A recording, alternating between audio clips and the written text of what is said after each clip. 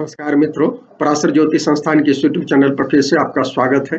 मैं हूं बबन कुमार सिंह। मित्रों, आज जो है मीन राशि में बुध के गोचर की चर्चा कर रहे हैं। ये आज 24 मार्च को ये आ गए हैं यहाँ और 8 अप्रैल 2022 तक रहेंगे। ये टोटल 15 दिन का ये गोचर होगा। ये भोपाल के समय के अनुसार 10:33 पर ये आए हैं। पंचांग जो है इस समय चैत्र कृष्ण सप्तमी तिथि है। शनि शनि इसके देवता होते हैं। गुरुवार गुरु बृहस्पति इसके देवता है। ज्येष्ठा नक्षत्र है। बुध इसके प्लानिटरी देवता है। व्यतिपात योग है। राहु इसके स्वामी होंगे। विष्टिकरण है। शनि इसके स्वामी होंगे। तो पंचांग के दो भागों में तिथि पर और करण पर क्या कहते हैं शनि का प्रभाव है, और दिन और नक्षत्र पर गुरु और बुध का प्रभाव है। राहु योग पर प्रभाव रखे हुए हैं। होरा जो है बुध का ही हो रहा है जिस मीन राशि में आए हैं। तो इस समय जो कुंडली बनी है वो टॉरस लग्न की कुंडली बनी है, वृषभ लग्न की कुंडली बनी है, और सूर्य पहले से मीन राशि में बैठे हुए हैं 9 डिग्री 24 मिनट पर, और बुध इस समय प्रवेश किए हैं। तो ये 11वां भाव पड़ेगा। 11वें भाव में टॉरस लग्न में 11वें भाव में सूर्य के साथ मरकरी आ गया है। बुधातीत योग बना हुआ है। इस समय चार ग्रह जो है अर्थ और मोक्ष पाद में है। माने नवांश में देखिएगा तो अर्थ त्रिकोण में ये चार ग्रह है, और मोक्ष और अर्थ त्रिकोण में, और 2 ग्रह जो है कामना पाद में, धर्म पाद में कोई भी ग्रह नहीं है। तो निश्चित रूप से अर्थ महत्वपूर्ण है, आर्थिक विकास को कह सकते हैं, लेकिन मोक्ष पाद भी बराबर में है। तो इसका मतलब है कि कहीं ना कहीं जो लोग आध्यात्मिक वृत्ति के होंगे, जो लोग सृष्टि के क्रम को स्वीकार करके चलने वाले होंगे, प्रकृति चक्र के हिसाब से चलने वाले होंगे, उनके लिए ये आर्थिक विकास का दौर होगा। वैसे भी आप, और इस समय सूर्य और शुक्र जो है, सूर्य सबसे मजबूत ग्रह है, उसके बाद शुक्र मजबूत है। प्लानिट जो है, सूर्य सबसे मजबूत है, शुक्र सबसे मजबूत है। तो सूर्य तो निश्चित रूप से आपको देंगे आपको, लेकिन सात्विक मोक्ष ये है क्योंकि यहीं पर बैठे हुए हैं 12 में, और शुक्र जो है वो कुंडली में 9वें भाव में बैठे हुए हैं शनि के साथ, मार्स के साथ। तो ये दोनों ग्रह मजबूत हैं। तो सूर्य निश्चित रूप से आपको आध्यात्मिक वृत्ति के साथ देगा, और वीनस भी चूंकि 9वें भाव में बैठे हुए हैं, तो और मंगल और शनि के साथ, तो वो भी कहीं ना कहीं धर्म का अनुसरण करेंगे कहीं ना कहीं। तो हम ये कहना चाहते हैं कि जो लोग आध्यात्मिक वृत्ति, प्रकृति चक्र के संतुलन पर विश्वास करते हैं, उनके लिए कहीं ना कहीं ये महत्वपूर्ण होगा। दूसरी बात बताना चाहते हैं कि ये व्यतिपात योग है। व्यतिपात योग हमने आप लोगों को बताया 17वां योग होता है। 27 जो नित्य योग बनते हैं उसमें से व्यतिपात 17वां योग होता है। राहु इसके स्वामी कहे गए हैं। ये ऐसा योग है जिसमें चंद्रमा की कहानी कही गई है, तारा के साथ, गुरु पत्नी तारा के साथ वाली कहानी है। तो व्यतिपात योग में माना जाता है सूर्य बहुत नाराज हुए थे, उनके अशुभ थे, तो आप निश्चित रूप से व्यतिपात योग में ये हो रहा है। हम ये कहना चाहते हैं कि जो लोग कहीं ना कहीं संबंधों में इरेगुलर होंगे, जो संबंधों में नैतिकता का पालन नहीं करते होंगे, ऐसे लोगों का, और दशा भुक्ति जिनकी कुंडलियों में भी खराब चल रही होगी, निश्चित रूप से उनके जीवन में ये आर्थिक विनाश का कारण बन सकता है। ये गोचर जो है मीन राशि में बुध का गोचर कहीं ना कहीं वो विनाश का कारण होता है। आप सबको पता है मीन राशि में बुध नीच माने जाते हैं, कारण कि बुध जो है भौतिक दुनिया में बिलीव करने वाले ग्रह हैं, भौतिकता को कहीं ना कहीं संवहन करते हैं। लेकिन ये जो है ये मोक्ष की राशि है, और इसमें लेकिन इसको इसके बावजूद मध्यम से अच्छा कहा जाता है। कारण ये मध्यम कहा जाता है इसका फल, कारण कि ये जो है गुरु की राशि है। गुरु माने शुभ ग्रह माने जाते हैं, और गुरु के एक पुत्र की तरह पाला भी है बुध को। तो कहीं ना कहीं इसमें मध्यम रिजल्ट आता है, बहुत खराब रिजल्ट आप नहीं देखेंगे। और इस समय हमने कहा कि मध्यम से अच्छा फल आएगा, कारण कि इस समय बुध के साथ सूर्य भी है, और बुध का सबसे अच्छा रिलेशन जो है सूर्य के साथ है। बुध कभी भी अकेले अच्छा प्रभाव नहीं देते हैं। शुभ ग्रह के साथ में कहा जाता है कि इनका प्रभाव शुभ हो जाता है, लेकिन स्पेशली हमने देखा है कि सूर्य के साथ सबसे उत्तम इनका ये होता है, क्योंकि ये वो भी मनाते हैं, योग भी बनाते हैं, इसमें कहीं न कहीं बुधातीत योग बनाते हैं। तो आप यदि आयु भाव में जब आयु निकाला जाता है तो इसमें इनके बुधातीत योग का भी कहीं न कहीं बढ़ जाता है उसका उसके योगदान के कारण। तो आप देखिएगा बुधातीत योग और ये 10 डिग्री के अंतर पर है और धीरे-धीरे ये घटेगा, कारण कि ये जो है जो 15 दिन के गोचर में 3 अप्रैल को कल सुबह पौने 6 के आसपास में 5:30 पौने 6 के बीच में पूर्ण जो है बुध जो होंगे पूर्ण अस्त हो जाएंगे। ऑलरेडी बुध अस्त है, आप सबको पता है कि बुध जो है 16 मार्च से अस्त होना शुरू हो गए हैं और 12 अप्रैल तक रहेंगे।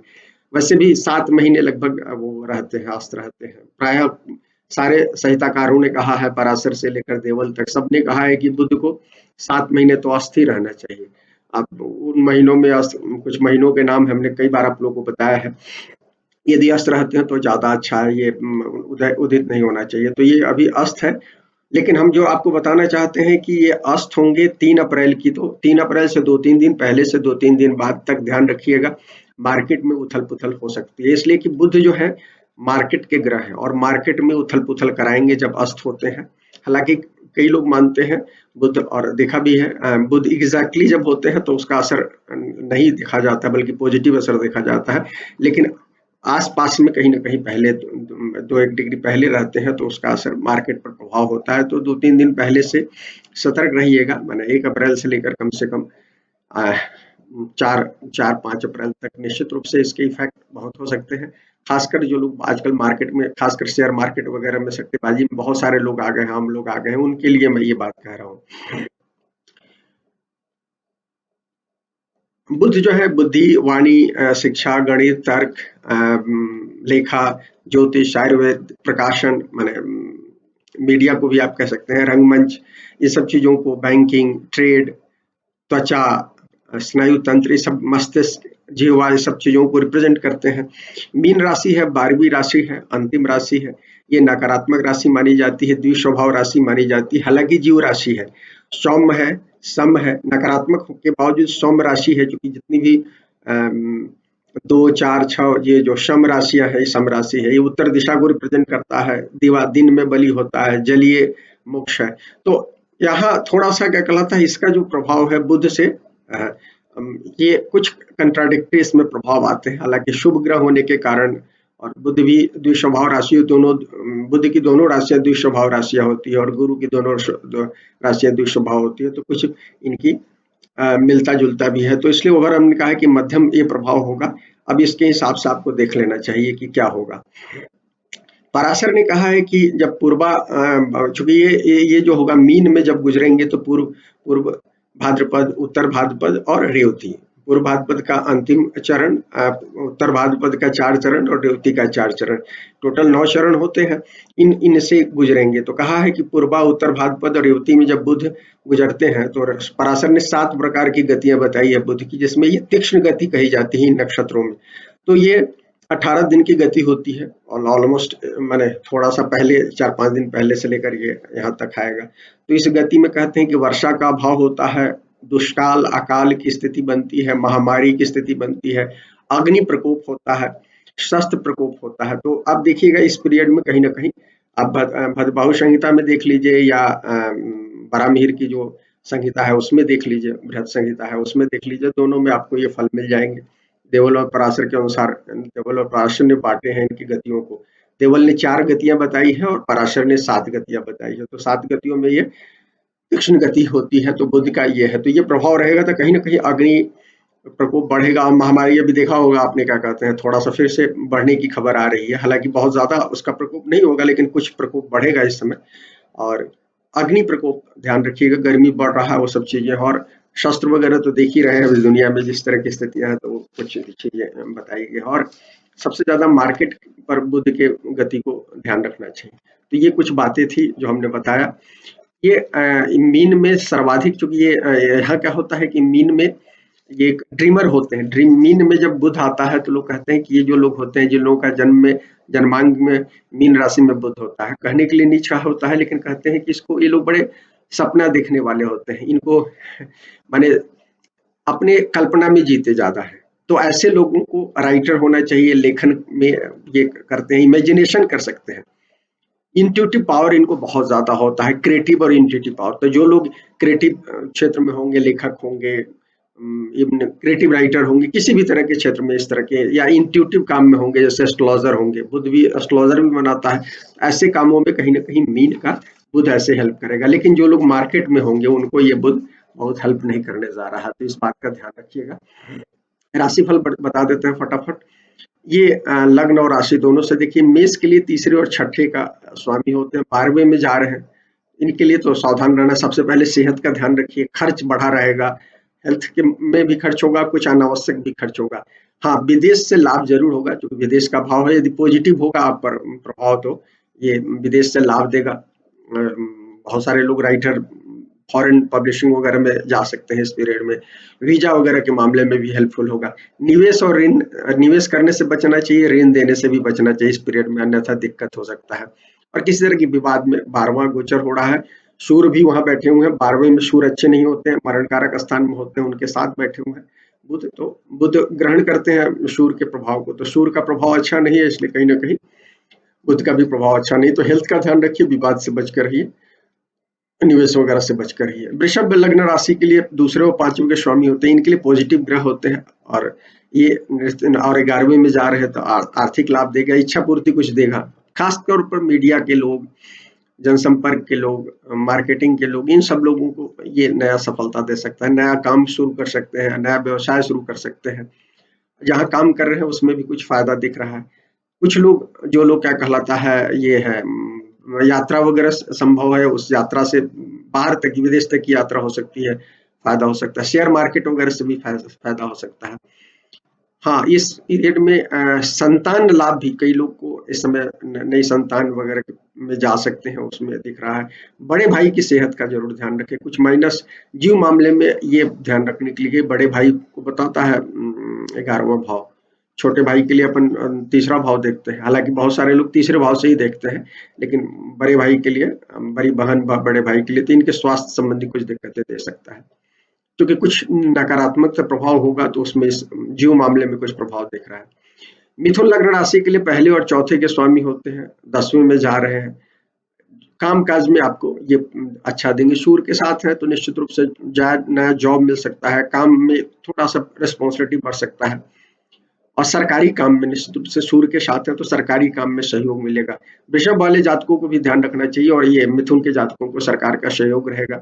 यदि मकान वाहन वगैरह खरीदना चाहते हैं तो जो कि चौथे के लॉर्ड होते हैं, तो उस मामले में भी होगा, सरकारी टेंडर वगैरह मामले में भी, संचार माध्यमों से लाभ दिख रहा है। बस माता पिता की सेहत का जीवन मामले में आप ध्यान रखिएगा। कर्क लग्न राशि के लिए तीसरे और 12वें के स्वामी होते हैं, देखिए दोनों मेलेफिक भाव है। पराशर ने कहा कि 12वां का लॉर्ड का देखना चाहिए दूसरे भाव में, तो तीसरा माइल्ड मेलेफिक कहा गया है, 9वें भाव में जा रहे हैं। 9वें भाव में भी बुध का अच्छा गोचर नहीं कहा जाता है, लेकिन सूर्य के साथ है, थोड़ा बहुत उलट फेर आपके जॉब में दिख रहा है, और यदि आप व्यवसाय करते हैं तो कुछ अचानक से कुछ लॉस हो सकता है, तो ध्यान रखिएगा तो दिक्कत नहीं होगी। और धर्म आध्यात्मिक उत्थान के लिए अच्छा है, कुछ लोगों को संतान प्राप्ति में भी मदद करेगा। 11th में वृषभ के लिए भी कहा था और कर्क के लिए भी कह रहा हूँ बात। व्यवसाय में ये व्यवसाय तो बताया, घर में विवाद वगैरह कुछ लोगों को हो सकता है, जो लोग थोड़ा सा पहले से जिनकी कुंडलियां अफ्लिक्टेड होगी, तो इस पीरियड में हो सकता है। सिंह लग्न राशि के लिए दूसरे और 11वें के दोनों धन भाव के स्वामी 8वें में जा रहे हैं, तो देखिए यदि बहुत अच्छा कर्म है, अच्छे ग्रहों का प्रभाव है, तो आपको कुछ धन लाभ कराएगा, नहीं तो हानि की ज्यादा स्थिति है। हेल्थ का सबसे ज्यादा ध्यान रखिए, गैर कानूनी काम नहीं कीजिए। हालांकि 8वां बुध ट्रांजिट में हेल्प करता है, लेकिन ये यहाँ गुरु भी, सूर्य भी बैठे हैं, और सिंह के लिए उसके लग्नेश भी है, तो लग्नेश और आशीष यदि राशि लेते हैं तो वो भी है, और साथ में ये बुध है, तो आपको थोड़ा सा हेल्थ का ध्यान रखना चाहिए, चर्म रोग वगैरह, एलर्जी वगैरह के रूप में आपको ध्यान रखना चाहिए। और आपको अपने काम पर बहुत ज्यादा कंसंट्रेट कीजिए, नहीं तो कुछ न कुछ, या तो बड़े अधिकारियों से या को वर्कर से आपको कहीं ना कुछ तकलीफ दिख रही है। कोई गलत काम नहीं कीजिए, निवेश वगैरह से बचिए, और विवाद नहीं कीजिए, लोन वगैरह देने से 12वें और 8वें में जब भी हो गोचर, तो लोन वगैरह देने से बचना चाहिए। और पढ़ाई लिखाई छात्रों को थोड़ा सा ज्यादा मन लगाना चाहिए, आसान नहीं होगा ये पीरियड उनके लिए, मन नहीं लगेगा। कन्या लग्न राशि के लिए पहले और 10वें के स्वामी है, सातवें में जा रहे हैं, तो निश्चित रूप से सरकार से लाभ दिख रहा है, कामकाज में लाभ दिख रहा है, व्यवसाय में, चाहे चूंकि सातवां व्यवसायिक चीजों के लिए अपन देखते हैं, डे टू डे व्यवसाय के लिए, तो ये, लेकिन खर्च पर थोड़ा सा ये ध्यान दीजिए, और साझेदारी में काम कर रहे हैं तो ध्यान रखिए। इस समय देखिए क्या है, मीन में गुजर रहे हैं, तो मीन में पार्टनर्स पर आप विश्वास नहीं कर सकते हैं, क्योंकि क्या है, आप जमीनी नहीं होंगे, और पार्टनर्स जो है यदि यथार्थवादी हो गए उनकी कुंडली में, तो आपके साथ कुछ धोखा हो सकता है इस पीरियड में। तो व्यक्तिगत रिलेशनशिप में भी और इसमें भी, तो हेल्थ का भी ध्यान रखना चाहिए, खासकर अपनी मियाँ बीवी के संदर्भ में, और पार्टनर्स के मामले में उन पर नजर रखें। कुछ यदि आप हवा हवाई रहेंगे तो हवा हवाई आपके साथ कुछ घटनाएं हो सकती है, इस बात का ध्यान रखें। कन्या के जातक वैसे थोड़े से वो होते हैं, बावजूद हम आपको कह रहे हैं, सजग होते हैं, बावजूद हम आपको कह रहे हैं। तुला के लिए 9वें और 12वें होते हैं, जिसमें मूल त्रिकोण 12वें में होता है, छठे में जा रहे हैं, तो छठा और 12वें का कुछ असर होगा, तो इसलिए सेवा भाव से काम करें। सेवा भाव से काम कीजिएगा तो समय कट जाएगा, अन्यथा आपको प्रेशर रहेगा इस महीने बहुत ज्यादा दिख रहा है। आपके जो कोवर्कर है या जो सीनियर्स हैं विरोधी, वो आप पर नजर रखे हुए हैं, कुछ आपको नुकसान पहुंचा सकते हैं इस समय। हाँ, विदेश मामले में कुछ लाभ हो सकता है, वीजा वगैरह का मामला हो सकता है, या विदेश से कुछ एक्सपोर्ट इम्पोर्ट करते हैं तो उसमें फायदा हो सकता है। ननिहाल छठा भाव सूचित करता है मामा का घर, तो उस मामले से भी अच्छा दिख रहा है। सेहत जिन लोगों की खराब होगी, छठा भाव बहुत प्रबल होगा, लग्न कमजोर होगा, ऐसे लोगों के लिए, या राशि कमजोर होगी, तो ऐसे लोगों स्पेशली लग्न में कहेंगे तो ध्यान रखिएगा, नहीं तो सेहत में कुछ दिक्कतें हो सकती है तुला के जातकों को, क्योंकि मंगल के साथ शुक्र वहां बैठे हुए हैं, ध्यान रखिएगा।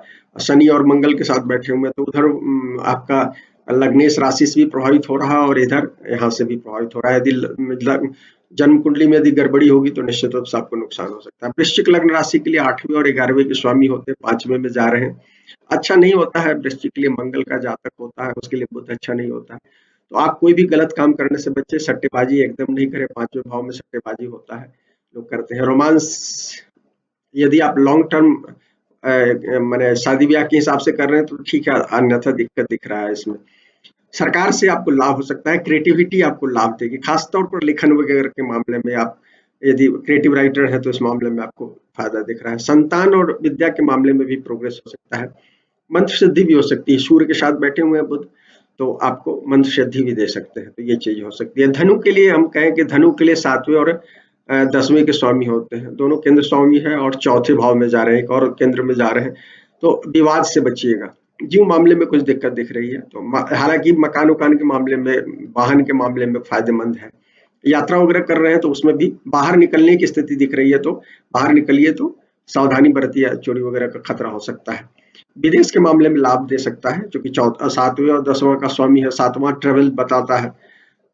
विदेश में कई लोगों को शिक्षा वगैरह के मामले में प्रोग्रेस दिख रहा है इस समय, आपको समाज से कुछ इस समय प्रतिष्ठा वगैरह दिख रही है।